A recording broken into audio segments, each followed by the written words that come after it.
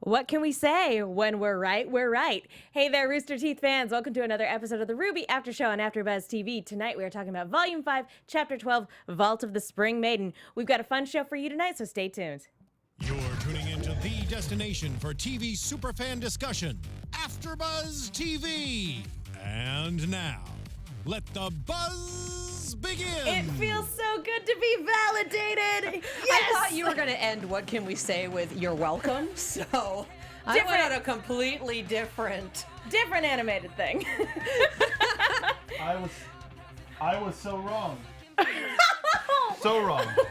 And Kratos Irving says, where's the Legends of the Hidden Temple music? That is exactly what I said the first time we watched this. Well, No, that wasn't you. No, we're laughing about it. It's funny. It's a joke. Yeah, Anthony. Anyway, guys, hey there. We've got a lot to talk about, so let's not waste any time. We are talking about Volume 5, Chapter 12, Vault of the Spring Maiden. To my left, Mark Donica. Hi, I'm RWBY Donica. You can find me on Twitter, Donica, and on Twitch at InventoryFullPT. To my left is Katie Cullen.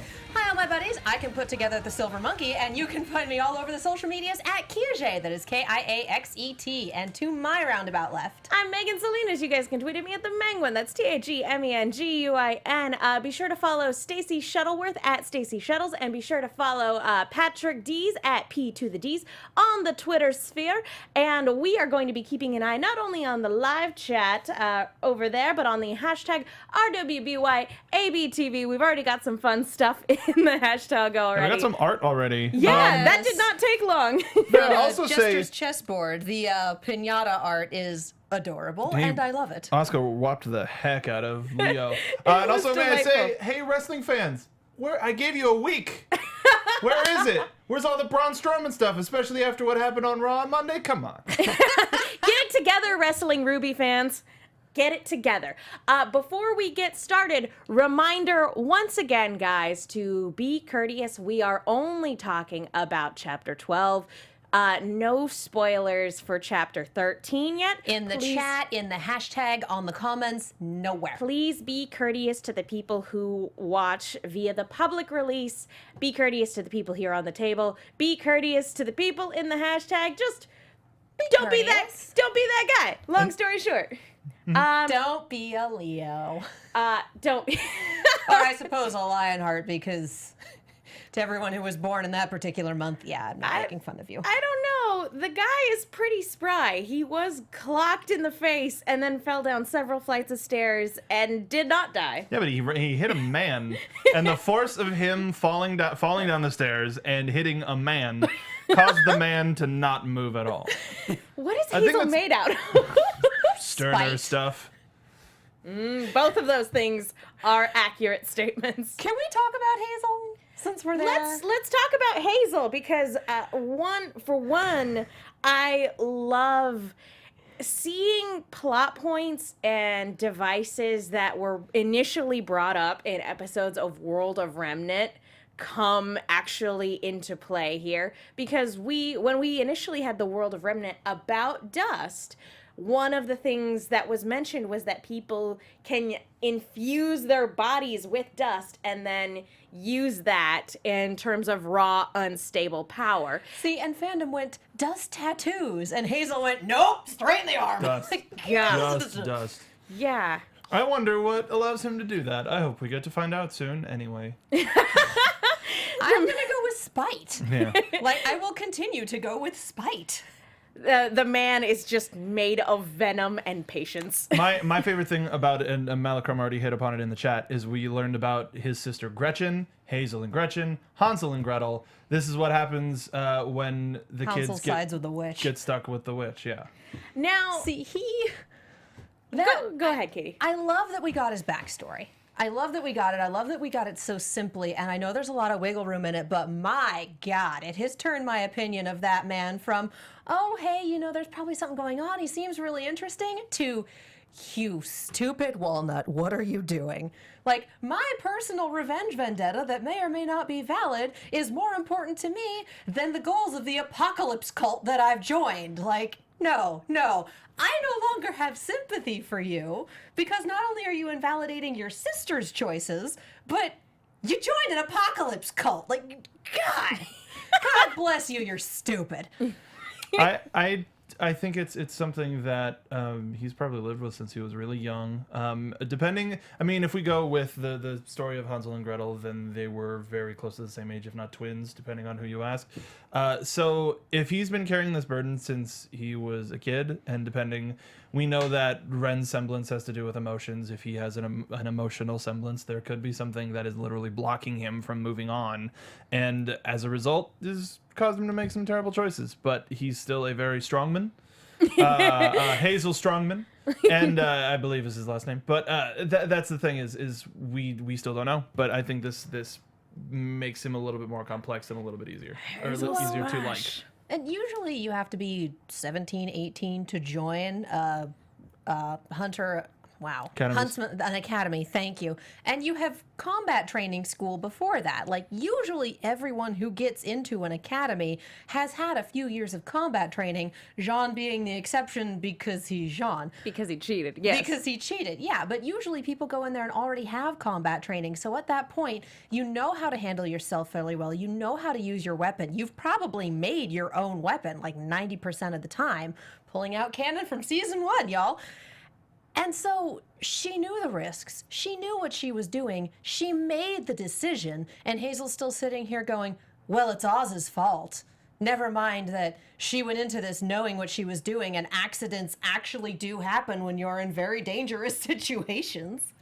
Happens all the time. Yeah. Now, here's the question about that, though, because we are given this very surface level explanation. Hazel can't hear the explanation that Oz finally gives. I found that so funny, is that we're seeing an intense conversation and Oscar like focusing and the music and everything, but everybody in the back, it's just quiet and you just see Oscar's like eyes darting around. Crow's kind of dying, and the rest of the team's like over with Weiss, and they're like, "What? He's not doing anything. What's happening?" It was just silence. And Hazel is waiting patiently for Oz to explain the story. Is he gonna explain it to you? Did he give you an explanation? Are we good? Great. I'm gonna murder you, and it won't be my fault. No, honey, it will. Fia in chat has a very good point. If Ozpin launched her off a cliff, That's my headcanon.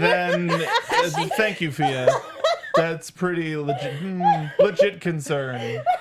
They probably had to put those back. Like, the ones that we saw were probably a 2.0, whereas, like, the 1.0 with Hazel's class, Gretchen's class, they were just throwing them into the floor. Well, they did say training mission, so I'd assume that she at least made it past initiation, but I absolutely Today love we're going to teach you how to land. the landing strategy. Well, no, it's like you see those dumb rules and warnings on the side of boxes. There are reasons There for are those. reasons why.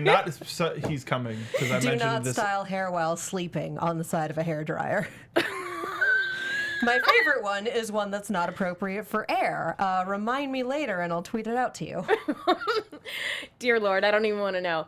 I do want to ask this question, though, because nobody else can hear the explanation that Oz gives, so nobody can kind of confirm, deny, or corroborate what he's saying. What are the odds that there's a little bit more to it than the information that Oz has presented? I'm sure there is, because Oz is Oz, but I don't think it's enough to change the bare bones of the story. I doubt that Gretchen was as plot involved as most of our teenagers are now. I think she was just someone that happened to be there, and sadly, something happened. It's a certain point of view situation. Yeah. Perhaps. I think we're even going to get like that exact same scene where somehow a ghost is going to be able to sit on a log and explain to a child the certain point of view that they're coming from. We'll just get this Rashomon thing where it's seen from 5 different perspectives, including the Grimm that inevitably ate her or something like that. God. I'm sitting here wondering if, because the witch was the bad guy in the Hansel and Gretel story, I'm wondering if Salem isn't directly or indirectly responsible and is taking advantage of Hazel's anguish and putting more of the blame on Oz. I hesitate to say she was responsible for Gretchen specifically, but I would be very surprised if she didn't find Hazel and be like, oh, this human is broken. Dance, puppets, dance. I had a whole candy house thing set up, but this works too. Hey, this is great. You want to join my land of the dead and like the evil pit spawn grim place, and let's have some fun? I'm losing words tonight. It's gonna be great. I invested all that time in that load-bearing candy cane. Ugh. Seems like a waste in retrospect. And I did see someone mention in the comments of one of the videos on my channel that there was talk of the relics. If you had all of them, you could essentially rewrite reality. So it's possible that she promised him his sister back if he helped her get all the relics. Yeah. So that might be why he's in it. That's what I was gonna say. Yeah. That's a really good theory. Thanks, Jade, on Twitter, who also says Gretchen could have been killed by the witch Salem and just blamed Oz to convince Hazel to join. Although, since Oz says she died on a training mission, Folks in chat are saying that it could have been as a result, but I agree with Katie to the point where I don't think that unless she was more opportunistic. I mean, unless Hazel was like super developed and like making a name for himself in amongst whatever circles, power circles, fight clubs, whatever, what have you, then I don't think it would have. I think it was just opportunistic that. It was just Yeah. look at this very fortuitous thing. He might have been looking for a way and sought an all-powerful witch, and that's where the story sort of changes from the one that we know. So it's not just a revenge quest, but as you guys said, potentially trying to get her back. Since, I mean, Raven did mention people. She's seen people come back from the dead. She might not have just been talking about Oz. Yeah. So it's entirely possible. I still think he's a complete moron with flipped priorities, but I'm entitled to my opinions, and I'm mad at him. What I'm wondering is how long a human body can withstand the raw power of dust crystals, because they made a point of saying it's very unstable. So I'm wondering if it's shortening his lifespan, or if by the end of this bout he's just going to explode.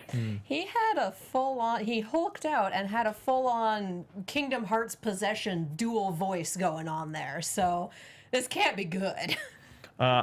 Favorite, I mean, this is a pretty solid episode for dialogue, but I think my favorite line was Ozpin, I'm gonna kill you over and over and over again. It's very, like, I'm not finished with you yet, and I will kill you as many times as it takes. It's a man with goals. That it was a genuinely chilling moment. And kind of going off of what you said, one of my favorite lines was Oz saying he's wounded in a way that can't be mended. I really appreciated that too. But also within this bout, it's kind of weird thinking that, because we basically get confirmation in this episode that Oz can take the wheel whenever he wants, because he asks Oscar several times, hey, let me take this one, let me take this one, and Oscar refuses, and he goes, sorry, kid.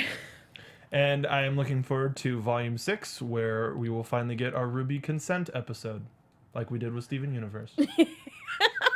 That's not even a joke. No, it's not. But it's genuinely chilling that Oz can take control of him whenever he wants, and it's basically just another bit of confirmation that eventually Ozpin will overwrite who Oscar is, and that's unfortunate. We've gone full Yu-Gi-Oh! I'm assuming direct control. And Robert Corporate says, Jesus, take the wheel. Ozpin, take the wheel. Take it from my hand. Lord. Save me from this road I'm on. Speaking of being saved, Speaking of Jesus, take the wheel. we finally get Jaune's semblance, guys. That I wore my Zenyatta shirt for a reason. Healer main, yo. What's that look? It's convenient. I've been enjoying this season a lot. There have been a lot of choices to me that seem very convenient, and like, we need to solve this problem now. Well, this doesn't have a resolution yet, so let's just put that over here. And again, we're episode 1 with this, so I like the inherent guilt that comes with Jaune now being able to heal and not where it counted. Well, it counts because Weiss is dying. But But earlier, Yeah. for sure. I could have done so much if I had this. This is my fault. It's gonna get real bad for Jaune emotionally. And that's gonna be, it's a weird thing to say that that's something I'm looking forward to, but it's gonna give him a little bit more depth and he's gonna have some growth. And even that just being the baseline of it, I wonder how that can then grow like we've heard semblances can. Well, and Miles' performance in this episode was incredible. This one and last one, very well done. Yeah, spot on voice acting wise. Yeah, talking about potential development there. Because it's definitely, once all of this is said and done, assuming everybody lives through this, he's going to have to go like, I could have done something if I had just worked harder, if I had figured it out sooner.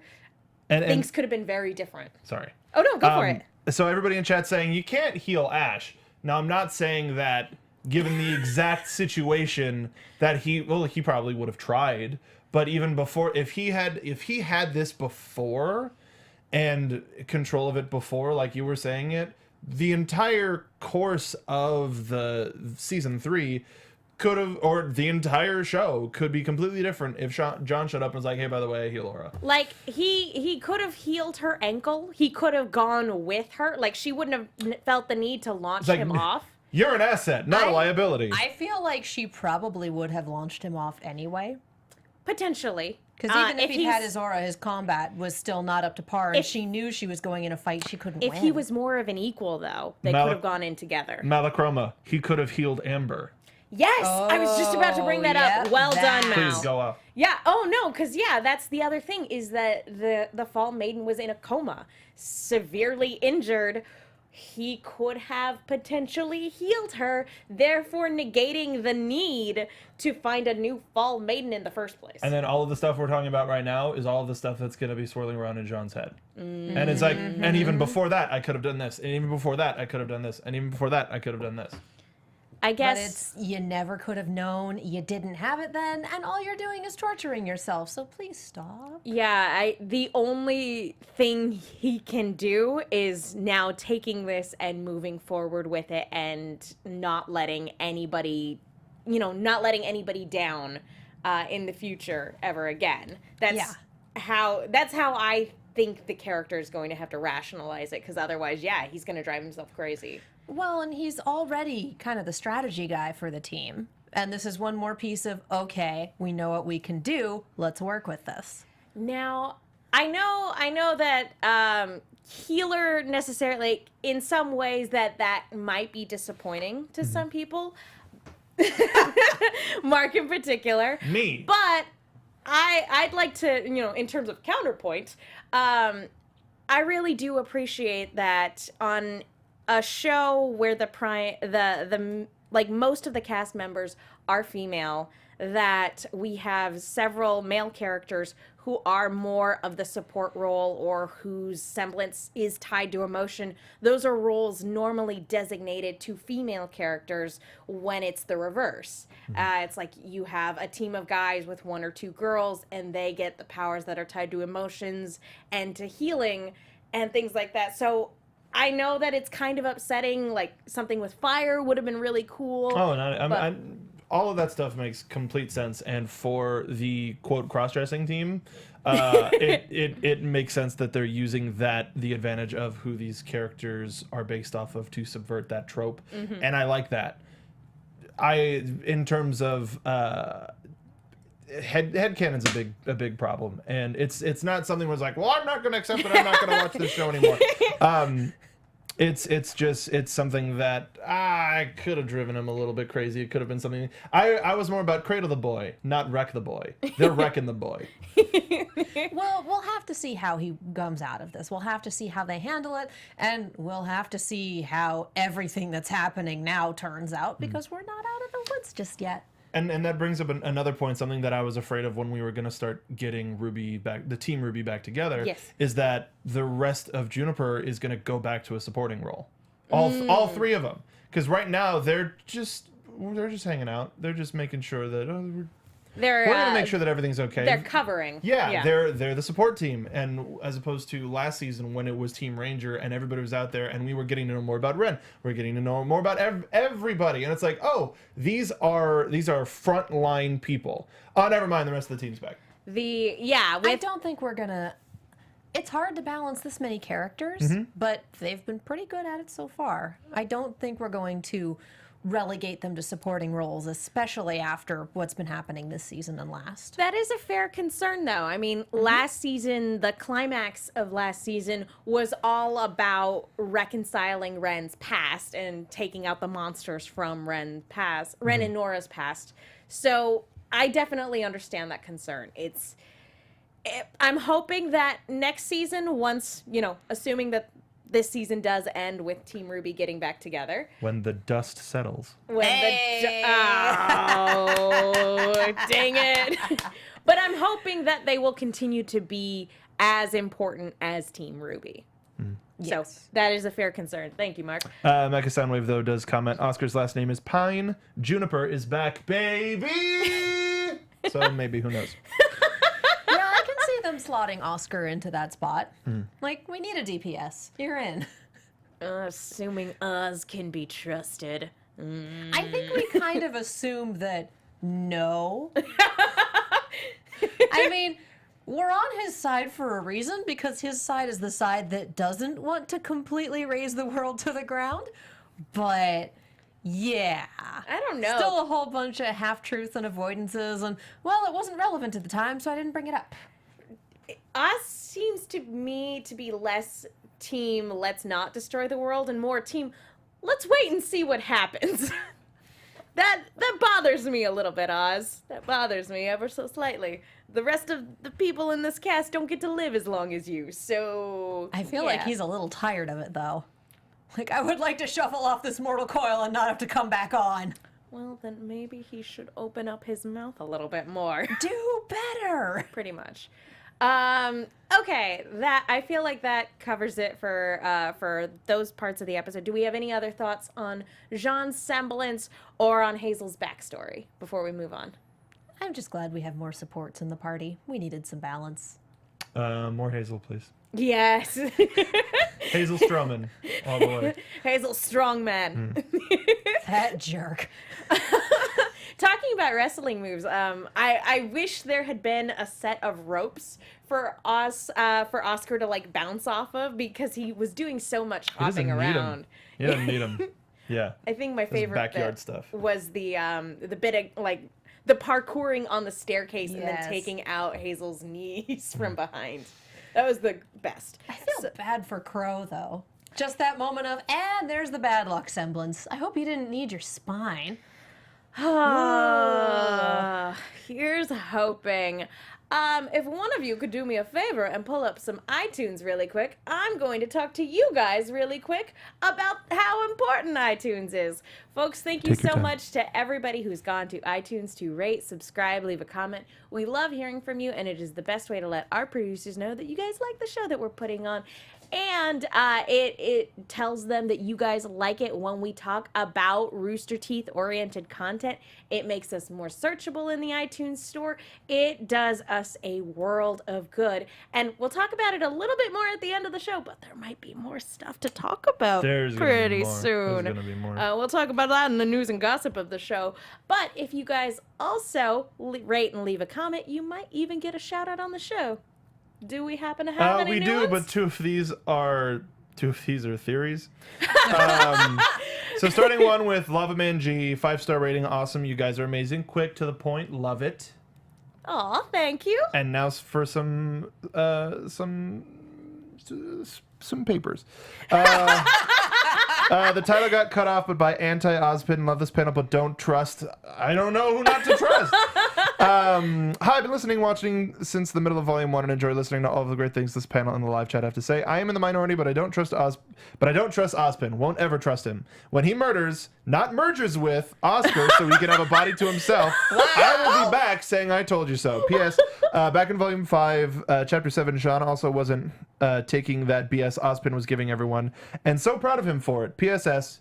You are all awesome. I feel like there's a lot of merit to that. And now, even longer, Go Hawks Go. This is just a theory, so strap in. A game theory. 5 stars, and it's been not even to us. So please, we love you. Thank you. Theories are not for iTunes. Here we go. Been a fan from the start, but I have a theory about Ilya. This is open to discussion if you feel the need to do so. I think Ilya having feelings for Blake explains a lot of the, quote, protective actions of Blake. When she sneaks into the manor, she tells her to leave before it's too late. This is her trying to protect Blake because she has a feeling that the White Fang and Menagerie were trying to come after her. Her romantic feelings for Blake were also the reason why she was so hesitant and scared of the plan to kill the Belladonnas and capture Blake for Adam. She felt like Blake would forever hate her for doing this, which is detrimental to someone when you are in love with that person. Okay, insofar. It also shows, while in the battle, Ilya is nowhere to be found until the fight with Blake, presumably hiding in order not to be involved in the assassination. She fights so hard and becomes so angry because now that Blake is there, they have to fight, and for the first part of the fight, Blake was more dodging and taking potshots instead of full-on fighting. This can anger someone who is already hurting from the fact that they are fighting someone they love and that they aren't really fighting back. Here's my theory, and sorry for the long message, so I cut it short. Y'all are great, and keep up the good work. P.S. I am Team Bumblebee. Aww. I mean, technically, we have to be contractually. That's true. The cut off one said, "Don't trust Ozpin."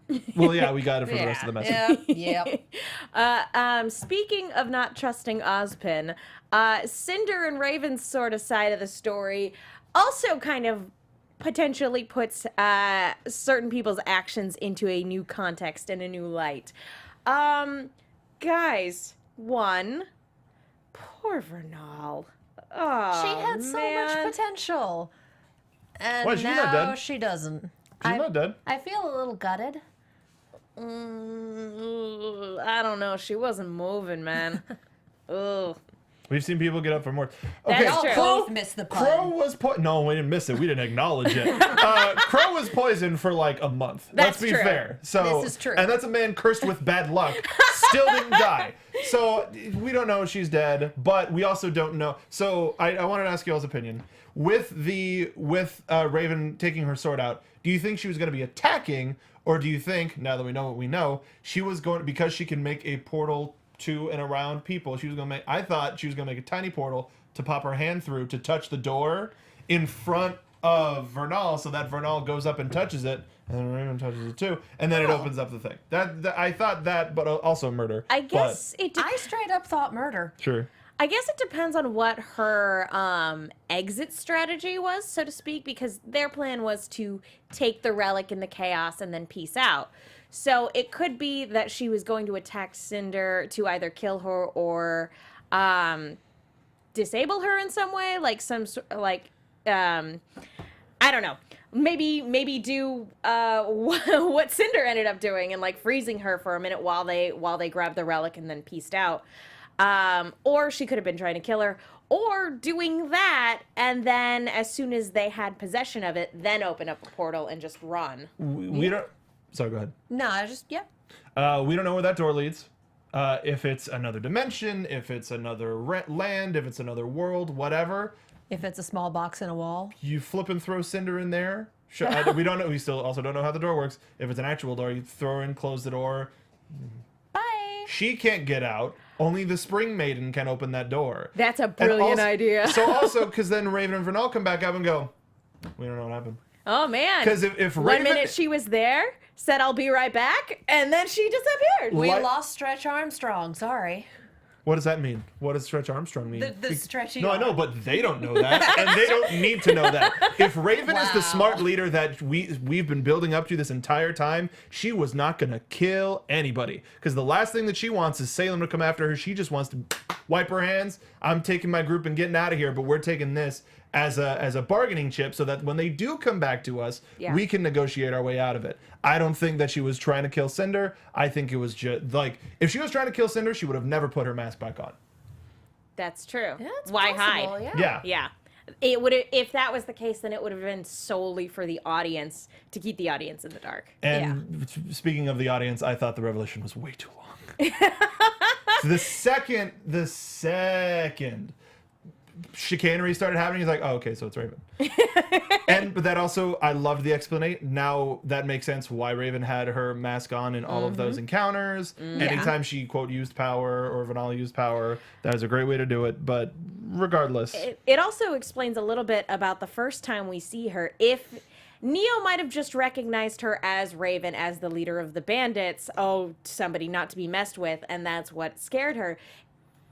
It's hard when you have a character who doesn't talk.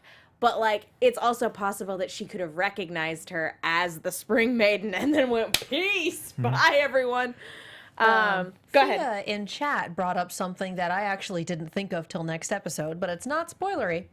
So Raven is the Spring Maiden, yet Leo showed no recollection of her, and Vernal was a decoy. So what happened to the original Spring Maiden? Somewhere in here, a child died, you guys. Like, Well, we don't know if it was on purpose. We don't know if it was an accident. We don't know if the kid got sick, whatever. But at some point, a small child died, and Raven got her powers. well, So not who even knows? necessarily. There's also the theory going go. around that that Oz and Leo and whoever else needed to be involved lied about the identity of the Spring Maiden to Oz's other subordinates because Raven just went and when she got the powers left. And so they were like, shoot, we need to pretend like we have the Spring Maiden still, otherwise this is going to be trouble. And so Vernal was basically their stand-in. Same story, couldn't deal with the pressure, ran away, and of course came across the real Spring Maiden, Raven. And it was just like, hey, just keep doing what you're doing. That's entirely possible. A lot of people are wondering if maybe Summer was the Spring Maiden and Raven killed Summer and then got the powers that way. That I don't see that being the case since Summer had presumably silver eyes like RWBY does. So I don't see her being the Spring Maiden, but I wanted to put it out there because some people had assumed that was a theory. What a bigger target on your back than having silver eyes and magic powers. Yeah. It's true. And also, like I've talked before about the theory of Raven hating Summer. This could be so much salt in the wound for Raven, if that is the case. If not, and they had a nice, and we find out that they had a nice relationship, and then Raven gets this burden is both a nice thing because that's the last person that Summer was thinking about before she died, and also I was out and then they pulled me back in. Malachroma mentioned that they put a theory in chat.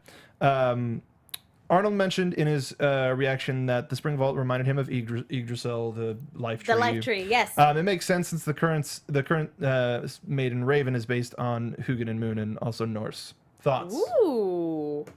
I wish I knew more about Yggdrasil and that lore. I've only ever read about it in like pop culture-y books. I mean, it's the tree that connects the 9 realms. But There is a giant squirrel living on it, whose name I cannot remember. I think it's Hazel. that checks out. You're welcome, fan artists. You're welcome. I need a giant squirrel grim in my life right now. His and name it's is Hazel? killing me. I can't remember his name. No, it's this really... Ratatosk. That's it. I heard Ratata, but I know that's not right. I like where your head is at, Mal. Keep it up. Yeah. I do want to ask though, does this change your guys' view of Raven as a character? Because prior to this moment, a lot of her choices have seemed irredeemable. And I know that we don't have the full story, but a lot of her choices, based on the limited perspective that we have and the limited information that we have, paint her as a very bad person. Again, we don't know how she got these powers, and I think that's going to be the crux of a fair number of things. Also, she still just kind of... The fact that I'm sitting here going, it's possible she murdered a child to get powers, and there really hasn't been anything in the series to contradict that no, she'd never do that. Are you sure? She's a very interesting shades of gray, don't know enough about her to say for sure character, and I like that. I am intrigued. Mark? I think I've spoken my piece about this bitch. Woman. Sorry. It's a similar thing I thought about Hazel. Oh, this is interesting. It has possibility. And then he proved himself to be a gallivanting moron. So we'll have to see what Raven does. Well, I would have to disagree with that because I don't agree with what you thought about Hazel. Anyway, but in terms of Raven, and Hazel, we still don't know the story. We don't know if she told her, oh, you're totally the Spring Maiden, and was like Wizard of Ozing her. Weird that came up. Pay no attention to the woman behind the mask. Yeah, or if it was a thing where Vernal came to it and like, oh, her name means spring. We can use this. And they're like, all right, we have a very important job for you. You'll probably die. This is like a Padme episode 1, episode 2 situation. Yeah, where she a has very decoys. Keira Knightley. Yeah. Yeah. So we don't know. Hopefully we'll be able to hear from Vernal from her very own mouth next episode. One more sort Well, of maybe not after the fight. One more sort of revelation from this episode is that not only, do we look at Raven as having powers we didn't know about, but Cinder has now been confirmed to be part Grimm. She has a Knucklevi style Grimm arm that can blame Watts. stretch. I was gonna say, did Watts do this to her? I'm going to go with yes. Mr. Frankenstein man? Yeah. If it was more Knucklevi, I would expect it to be more like... Blah, blah, blah, blah. But it wasn't. She had Wacky control. inflatable. Yeah, she had control of it, so... Outside a car dealership. Arms. Maybe Cinder needs to give up this life of crime and villainy and just park it Sell cars? outside of a car dealership. She'd do great work. That makes it look more like she's at a rave. Yeah, Like, sure. give her some Well, glow I sticks. mean, Rave Kevin and and- Randall were their best employees, and then we lost them, so... Yeah, that was Not a bummer. Kevin and Randall. Randall and Jim. Jim. Thank you. Kevin's the dragon. Yes. These Grimm. I can't say it's that much of a surprise, but it's still real unnerving to see her with a Grimm arm. Oh, yeah. And yeah, I'm wondering if it's not going to get worse. And this makes me ask questions about Salem's biology as well. Like if this was something that was Frankensteined to Cinder, I don't know. I have a lot of questions about Salem. But yeah, any other thoughts on this episode before we move into some news and gossip? I enjoyed it very much, and I assume next episode is going to be nuts because we sure did just set up for a brawl. Just 2 left. Yep, just Two left, just and, two. and the rest of the news we're about to talk about is exciting. All right. Then let's go ahead and take a moment to talk about some Rooster Teeth and news and gossip. AfterBuzz TV News. You're really I got good you. at that. Yeah, I threw my voice, so I did a Hazel thing where it sounded like I had 2 voices Dual and a little beep, beep, beep, beep, like Roper Report style thing. But yeah. So, yes, go for it. Oh, all right. Well, let Oh, me. no, I can pull it up if... Well, I've got... they Yep. Rooster Teeth announced their slate. There were Yeah. some announcements today. Basically, there was a Collider article and an Entertainment Weekly article talking about basically the 2018 animation slate for Rooster Teeth. One of the important things is that Red vs. Blue, Camp Camp, Ruby Chibi, Death Battle, DBX, and RTAA will all return this year. Those are definite... all of those are good news. One of the most important things that I think people may or may not have glossed over is that on the Ruby Chibi bit, it said returning this month. Oh. It's January. There's the last episode's the 20th. There's only one Saturday after that, and that's the 28th. If they're launching as early as the 28th, that's a long season. Well, we had 20 some odd episodes last... But if it goes January to October, I don't know if it will. It might be something where they Like fade a it out summer and then they animation kind of thing replace again? it with Camp Camp. they could also do 2 half seasons so that Ruby fades out and back in, and we get Genlock and the other announcement in the meantime. The other announcement. I am so Ru- excited for Nomad of Nowhere. Ruby is coming back in the fall, although there's not a Surprise. specific date. And Genlock is coming this year, but also not a specific date on that Yeah. one. And the little blurb about Genlock was that it's a diverse team of young pilots who are recruited to control the next generation of giant weaponized robot bodies. So that's cool. we all kind of figured that was the case, but like it's nice to get more blurbs on that. And then the one I think we're all really excited for is Nomad of Nowhere, which premieres on March 2nd. A mysterious nomad traverses a western wasteland, but a price on his head sends him on the run from captors and bounty hunters who all want to score big when they bring in the world's last magical being. Here's the thing. Trigun has been my favorite anime for a literal decade. So this is just like, hello, you're meeting all my standards. And in case Rooster Teeth fans, if you're not on the website, go to the website, because being able to follow various members of the various teams of the whichever universe, whether it's Achievement Hunter, animation, or whatever, because Jordan Swears, who's going to be directing Nomad of Nowhere, he gave us a little bit more. He said that it's a Western fantasy mashup about a mysterious nomad traveling in a Western wasteland that hasn't seen magic in 100 years. There's a price on his head. He's going to blah, blah, blah. But think of it as 2-part Samurai Jack and True Grit with a dash of Lord of the Rings. So it's a fantasy Western. And my favorite piece, well, there's 2 pieces of news. An animator let it slip that this is coming in March. Yeah, March 2nd, we have a date. And 2D, Yep. not 3D. Like, I'm excited for what Genlock's going to do for Rooster Teeth's 3D division, and Camp was an amazing 2D, well, not experiment, it still is an amazing 2D show. But then going from comedy to action in 2D, especially Western and presumably swords and guns and all that stuff. Fantasy where there's magic.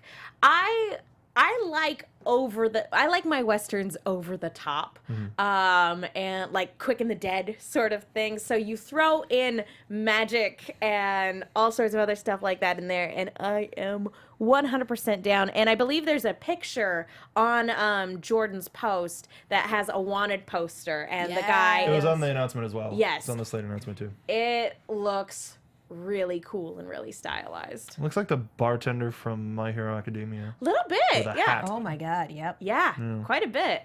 Basically, I need this in my life, and is it March yet? We'll have to talk about it off panel about whether or not we want to talk about it here in studio. We got the show. We have a show for it. I think we We definitely have a show should. for it. I know. Are we just weekly now? We might just be weekly now. I mean, if the animation slate is year-round, probably not for the months when it's only Ruby Chibi. Well, but stay tuned to us as we talk about our future airing schedule. I think long and short of this announcement is that we are all very excited for Genlock, and we are all very excited for this new show announcement. Nomad of Nowhere sounds awesome. All right, guys, I think it's time for some real quick rapid-fire predictions. AfterBuzz Just leave it out. TV You don't have to figure it out. You prediction. just leave this out. well, Blake's gonna have to show up eventually. We have 2 episodes left, and I assume she'll show up at Frodo. some point. Yeah, no, seriously. Yep. Talking about Lord of the Rings. Yep. Mark, any thoughts before the end of the season? I mean, as usually they do with gearing up to finale time, they present a lot more threads right as they're answering questions. Just in terms of, well, no, I just got something confused with Camp. I'm like remembering when they said Camp was going to be a double wide ending. We don't know the length of the RWBY ending, but we presume it's going to be within the wheelhouse of a standard 22-minute show, as it usually is back and forth here. But they've got a lot to cover, and what is everybody else doing? The people, not just Blake, but what is Watts? What is Salem? Tyrion? What forces that we may not even recognize? You know, are they gonna open the door? It's I'll open the door. You're the one that has to walk through it. Damn it. But yeah, we got a precious little time. Are we going to get a giant Salem versus Team RWBY? Time will That tell. would be amazing if she just showed up. I'm expecting to walk away from the season feeling vaguely okay, and then have the inevitable stinger at the end of the credits just completely wreck that feeling. Sure. I'm thinking my real quick prediction is that Cinder was not supposed to attack the Spring Maiden.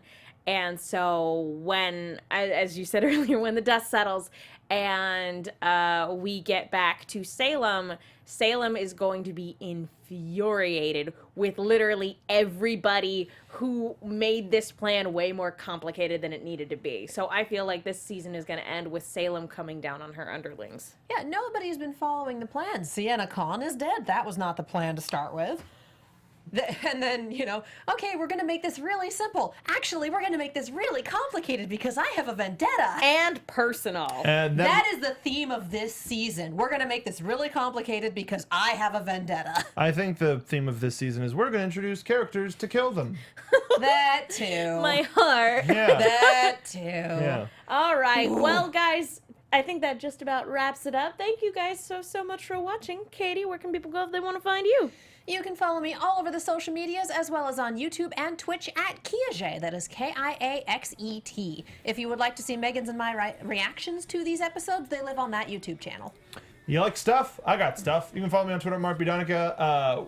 I also am a part of a team, Inventory Full PT, on Twitch. We do gaming as well as a gamer culture show on Monday. We're introducing 2 new shows, one of which is an anime review show. We're going to be doing the first episode on the Persona 5 what is it called? OVA. Nice. We're going to be doing that before the end of the month. So I know some of you have subscribed from this show and the stuff that we've done on that channel. So we're trying to cater to you a little bit more, just to be perfectly honest. So if you want more anime stuff, go over to Inventory Full PT. We're doing a subscriber drive. If you have Twitch or if you have Amazon Prime, you can subscribe to Twitch Prime for free. And we're working on more benefits for those people. Megan. I'm Megan Salinas. You guys can follow me on Twitter and Instagram at the Menguin. That's TheMenguin. I do a bunch of stuff. Just follow me on Twitter. Be sure to follow Stacey at Stacey Shuttles and Patrick at P to the Dees. Please keep commenting in the hashtag, commenting on iTunes again. Thank you guys so much for watching. We've only got a few episodes left, so we can't wait to talk to you about them. Bye. Everyone's going to die. From executive producers Maria Menounos, Kevin Undergaro, Phil Svitek, and the entire AfterBuzz TV staff, we would like to thank you for listening to the AfterBuzz TV network. To watch or listen to other after shows and post comments or questions, be sure to visit AfterBuzzTV.com. I'm Sir Richard Wentworth, and this has been a presentation of AfterBuzz TV. Dust you later. The views expressed herein are those of the hosts only and do not necessarily reflect the views of AfterBuzz TV or its owners or principals.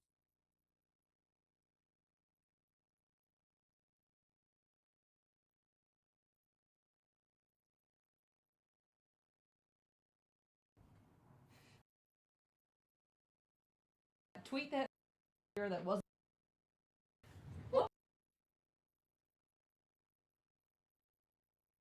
Warning. Do not